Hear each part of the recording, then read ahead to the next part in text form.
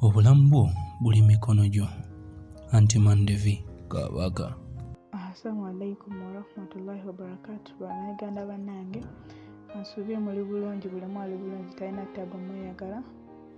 Amannya gange bampita Aida, nga ndi mu ggwanga lya Oman. Bannange bannayuganda, nze waliwo obulwadde obuspreadinga, ate buspreadinga rapidly, obulwadde bwa coronavirus, naye mu ngeri tugenda okubwewalamu kwe kwekuumira ewaka, tutatambula, tekigenda tutaasa buno obulwadde. Si nsonga naffe tuli eno, naye abantu b'eno balwadde, naye just tusaba Katonda atusaasire. Ate bo ekirungi kye balina balwadde, naye balina ku ssente esobola okubajjanjaba, ate balina n'ebikozesebwa mu malwaliro, balina ne treatments.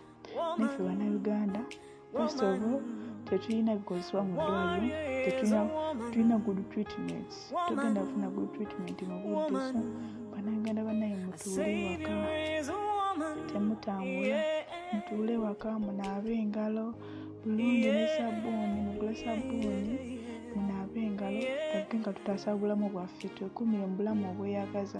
Allah atusaasire ajja tutaasa coronavirus, tumuwone. Bannayuganda nti tulina treatment emala, bannaye mwekuume. Bye byange, assalamu alaikum, mubeere bulungi. Ku nsonga eno abaana bangi bavuddeyo nga bagamba bo bakkiriza gw'omu osobola okutaasa obulamu bw'omulala.